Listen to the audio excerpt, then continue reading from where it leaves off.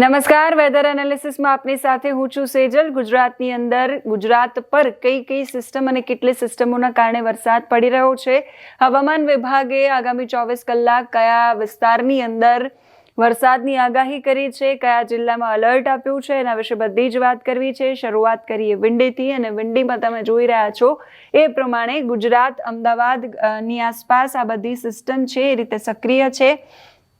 બિહારમાં પણ સિસ્ટમ સક્રિય થઈ છે, મધ્યપ્રદેશ આસપાસ એક સિસ્ટમ છે એ સક્રિય છે ઓફશોર ટ્રફ જેવું, જેના કારણે વરસાદ છે પડી રહ્યો છે। અહીંયા ઓફશોર ટ્રફ છે સક્રિય છે અને આ સાયક્લોનિક સર્ક્યુલેશનની અસર અત્યારે આ વિસ્તારોની અંદર દેખાઈ રહી છે। સૌથી પહેલા તો વિંડી શું કહી રહ્યું છે, કયા વિસ્તારોની અંદર મેઘરાજા ધબધબાટી બોલાવી રહ્યા છે એ જોઈ લઈએ। જામનગર આસપાસના જે વિસ્તારો છે ત્યાં દેવભૂમિ દ્વારકા આસપાસના વિસ્તારો છે ત્યાં અત્યારે તમે જોઈ શકો છો ભાણવડ છે, પોરબંદર છે, સલાયા છે, જામનગર છે, રાજકોટ છે, જુનાગઢ છે, અમરેલીની અંદર ચોટીલા, જસદણ, બોટાદ, આ જે આખો પટ્ટો છે ભાવનગરથી લઈ અને ભાણવડ સુધીનો, એ બધા જ પટ્ટાની અંદર ભારે વરસાદ વરસી રહ્યો છે એવું વિંડીમાં દેખાડી રહ્યા છે। આ સિવાય અમરેલી છે, અમરેલી આસપાસના જે વિસ્તારો છે, ગીર સોમનાથ છે, ઉનામાં વરસાદ ઓછો દેખાડી રહ્યા છે, ભાવનગરમાં વધારે વરસાદ દેખાડી રહ્યા છે।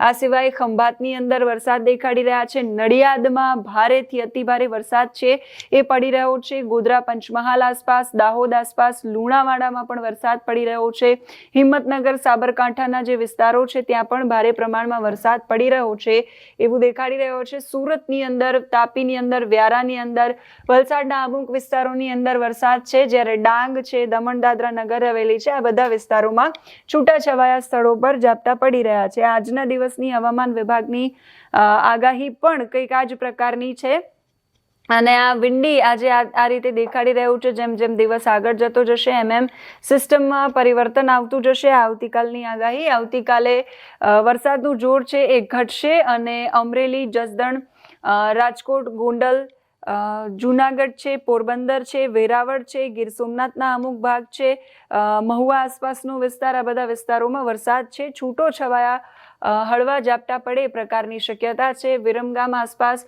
સુરેન્દ્રનગરના અમુક વિસ્તારોની અંદર વરસાદ પડે એવી પણ હવામાન વિભાગની આગાહીની સાથે વિંડીની પણ આગાહી છે। અમદાવાદ, મહેમદાવાદ, કપડવંજ, ખેડા, ડાકોર, આણંદ, બોરસદ, તારાપુર, ધોળકા, બધા વિસ્તારોમાં પણ આવતીકાલે વરસાદની આગાહી છે, એટલે કે 29 તારીખે વરસાદની આગાહી હવામાન વિભાગની સાથે સાથે વિંડીની પણ આગાહી છે। સાબરકાંઠા આસપાસના વિસ્તારોમાં પણ વરસાદ પડશે, ત્યાર પછી છોટાઉદેપુર આસપાસ વરસાદ, નર્મદાના અમુક વિસ્તારોની અંદર, ભરૂચના અમુક વિસ્તારોની અંદર અને સુરતના અમુક વિસ્તારોની અંદર વરસાદ પડશે। વલસાડમાં પણ વરસાદની આગાહી છે, વિંડીમાં દેખાડી રહ્યા છે, છૂટાછવાયા સ્થળો પર વરસાદ પડશે। ત્યાર પછી આગળ વધીએ, 30 તારીખ આસપાસ સાયક્લોનિક સર્ક્યુલેશનનું જોર ધીમે ધીમે ઘટશે અને આ 30 તારીખે સુરત આસપાસના વિસ્તારોમાં વરસાદ, ભાવનગર, બોટાદ, અમરેલી આસપાસના જે વિસ્તારો છે, પોરબંદરના અમુક વિસ્તારોમાં વરસાદ પડશે, ગોંડલ છે, ખંભાત છે, વડોદરાના અમુક વિસ્તારોમાં છૂટાછવાયા સ્થળો પર વરસાદ, અમદાવાદ, ગાંધીનગર, નડિયાદ, ખેડા ના અમુક વિસ્તારોની અંદર છૂટાછવાયા સ્થળોએ વરસાદ, નર્મદા, ભરૂચ, સુરત, તાપી, વ્યારા, ડાંગ, વલસાડ, સિલવાસની અંદર વરસાદની શક્યતા 30 તારીખે વર્તાઈ રહી છે। ત્યાર પછી વાત કરીએ 31 તારીખની, 31 તારીખે પણ દક્ષિણ સૌરાષ્ટ્રના જે વિસ્તારો છે દરિયા કિનારાના, એ વિસ્તારોના આસપાસ વરસાદની શક્યતા વિંડીમાં દેખાડી રહ્યું છે। હવામાન વિભાગની સેટેલાઇટ તસવીર શું કહી રહી છે? હવામાન વિભાગની સેટેલાઇટ તસવીર છે તેમાં તમે જોઈ શકો છો કે ગુજરાતના સૌરાષ્ટ્રની અંદર જે મોટા ભાગનો વિસ્તાર છે ત્યાં વધારે પ્રમાણમાં વાદળો છે એ છવાયેલા છે અને એ વાદળોની કારણે સૌરાષ્ટ્રની અંદર વરસાદ પણ એ પ્રમાણમાં પડી રહ્યો છે અને દક્ષિણ ગુજરાતના અને આ જે ગુજરાત રિજન આપણે કહીએ છીએ એ વિસ્તારોની અંદર પણ વરસાદ પડી રહ્યો છે। એટલે સાબરકાંઠાથી લઈ અરવલ્લી, મહેસાણા, પાટણ, છોટાઉદેપુર, વડોદરા, ગાંધીનગર, અમદાવાદ, એ બધા વિસ્તારો, દક્ષિણ ગુજરાતના સુરત, ભરૂચ, નવસારી, તાપી, એ બધા વિસ્તારોની અંદર વરસાદ છે પડી રહ્યો છે।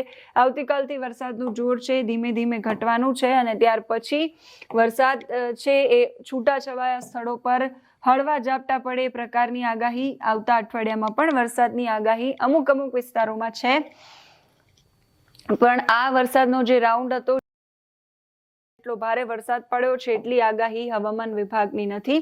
28 તારીખની આ ગઈકાલની પ્રેસ નોટ હવામાન વિભાગની, અને સૌરાષ્ટ્ર, કચ્છ અને ગુજરાત રિજિયનમાં મોન્સૂન છે એની હવે વિદાય થઈ ગઈ છે, ચોમાસાની વિદાય. ઓલમોસ્ટ અડધા ગુજરાતની અંદર ચોમાસાની વિદાય થઈ ગઈ છે, પણ સુરેન્દ્રનગર, જૂનાગઢ, રાજકોટમાં ભારે વરસાદની આગાહી 28 તારીખ માટેની હતી. સુરત, વલસાડ, વડોદરા, નવસારી, દમણ, દાદરા નગર હવેલી, સૌરાષ્ટ્રમાં ગીર સોમનાથ, જૂનાગઢ, પોરબંદર, દ્વારકા, રાજકોટ અને જામનગરમાં આગાહી હતી.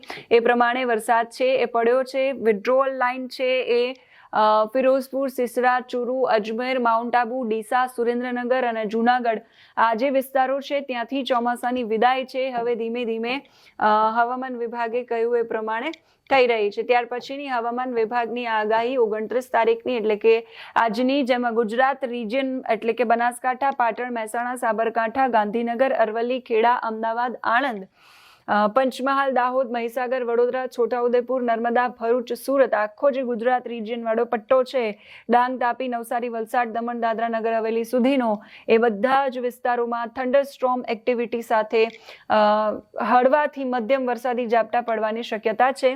સૌરાષ્ટ્રની અંદર પણ રાજકોટ, જામનગર, પોરબંદર, જૂનાગઢ, અમરેલી, ભાવનગર, મોરબી, દ્વારકા, ગીર સોમનાથ, બોટાદ અને દીવમાં હળવાથી મધ્યમ વરસાદી ઝાપટા પડવાની શક્યતા છે. 30 તારીખની આગાહી હવામાન વિભાગની, જેમાં નોર્થ ગુજરાત એટલે ઉત્તર ગુજરાતની અંદર મહેસાણા, સાબરકાંઠા, ગાંધીનગર, અરવલ્લી, ખેડા, અમદાવાદ, આણંદ, પંચમહાલ, દાહોદ અને મહીસાગરમાં વરસાદની આગાહી છે. અમુક જગ્યાએ સાઉથ ગુજરાતની અંદર પણ વરસાદ પડશે, એટલે દક્ષિણ ગુજરાતમાં વડોદરા, છોટાઉદેપુર, નર્મદા, ભરૂચ, સુરત, ડાંગ, નવસારી, તાપી, વલસાડ, દમણ આ બધા વિસ્તારોમાં. સૌરાષ્ટ્રની અંદર અમરેલી, ભાવનગર, ગીર સોમનાથ અને દીવ આ બધા વિસ્તારોમાં 30 તારીખ આસપાસ વરસાદ પડશે. 1લી તારીખે પણ ઉત્તર ગુજરાતમાં આણંદ, પંચમહાલ, દાહોદમાં વરસાદની શક્યતા. 1લી તારીખે દક્ષિણ ગુજરાતમાં વડોદરા, છોટાઉદેપુર, નર્મદા, ભરૂચ, સુરત, ડાંગ, તાપી, નવસારી, વલસાડમાં વરસાદની શક્યતા. અને સૌરાષ્ટ્રની અંદર અમરેલી, ભાવનગર, ગીર સોમનાથ અને દીવમાં વરસાદની શક્યતા છે. આ સિવાય ત્યાર પછી હવામાન વિભાગે કોઈ વોર્નિંગ છે એ જાહેર નથી કરી. આ ગઈકાલની હવામાન વિભાગે જે જાહેર કર્યું હતું પૂર્વાનુમાન, જેમાં નર્મદા, સુરત અને તાપી ઓરેન્જ એલર્ટમાં એટલે કે અતિ ભારે વરસાદ પડવાની ત્યાં શક્યતા. ત્યાર પછી ભાવનગર, અમરેલીમાં પણ અતિ ભારે વરસાદની શક્યતા. એ સિવાય તમે જે યલો કલરમાં જોઈ રહ્યા છો બધા જ વિસ્તારોની અંદર ભારે વરસાદની શક્યતા, કેમ કે યલો અલર્ટ એટલે અહીંયાથી શરૂઆત કરીએ તો ગીર સોમનાથ છે, દીવ છે, જૂનાગઢ છે, રાજકોટ છે, સુરેન્દ્રનગર, બોટાદ, અમદાવાદ, ખેડા, આણંદ, ભરૂચ, વડોદરા, અરવલ્લી, મહીસાગર, પંચમહાલ, દાહોદ, છોટાઉદેપુર અને નીચે નવસારી, ડાંગ, વલસાડ, દમણ, દાદરા નગર હવેલી આ બધા જ વિસ્તારોમાં હવામાન વિભાગે 28 તારીખે યલો અલર્ટ જાહેર કર્યું હતું. ત્યાર પછી હવામાન વિભાગની કોઈ વોર્નિંગ છે એ નથી, પણ 29 તારીખે સમગ્ર ગુજરાતની અંદર છૂટાછવાયા સ્થળોએ હળવાથી મધ્યમ મેઘગર્જના થવાની, વીજળી થવાની સંભાવનાઓ છે. અને ત્યાર પછી જે રીતે વાત કરી હવામાન વિભાગની 29 તારીખની આગાહી, 29 તારીખે કચ્છને બાદ કરતા લગભગ ગુજરાતના તમામ જિલ્લાઓની અંદર ઘણા બધા સ્થળો એવા હશે કે જ્યાં ગાજવીજ સાથે હળવોથી મધ્યમ વરસાદ પડશે. ત્યાર પછી આ 30 તારીખની આગાહી બીજા દિવસમાં, જ્યાં સાબરકાંઠા, મહેસાણા, અરવલ્લી, ગાંધીનગર, ખેડા, અમદાવાદ, પંચમહાલ, મહીસાગર, દાહોદ, આણંદથી લઈ છેક દમણ, દાદરા નગર હવેલી સુધી વરસાદની શક્યતા. સૌરાષ્ટ્રની અંદર ભાવનગર, અમરેલી અને ગીર સોમનાથ અને દીવ આ 4 જિલ્લાઓની અંદર વરસાદ પડશે. બાકી જે બધા જિલ્લાઓ છે ત્યાં વરસાદની કોઈ શક્યતા નથી. 1લી તારીખે લગભગ અડધા ગુજરાતમાંથી ચોમાસાની વિદાય, અડધા પોણા ગુજરાતમાંથી પંચમહાલ, દાહોદથી લઈને નીચે તરફનો જે પટ્ટો છે બધા જ વિસ્તારોની અંદર વરસાદ છે એ પડશે. ત્યાર પછી 2જી, 3જી અને 4થી તારીખ આસપાસ દક્ષિણ ગુજરાતના જે જિલ્લાઓ છે નવસારી, તાપી, ડાંગ, વલસાડ, દમણ એ જિલ્લાઓની અંદર જ હવામાન વિભાગે વરસાદની શક્યતા વ્યક્ત કરી છે. એટલે 4 તારીખ સુધી હવામાન વિભાગના પૂર્વાનુમાન પ્રમાણે ગુજરાતની અંદર છૂટાછવાયા સ્થળોએ વરસાદી ઝાપટા છે. 28 તારીખનો દિવસ ભારે હતો, જેના કારણે મોટાભાગના જિલ્લાઓની અંદર વરસાદ પડ્યો છે.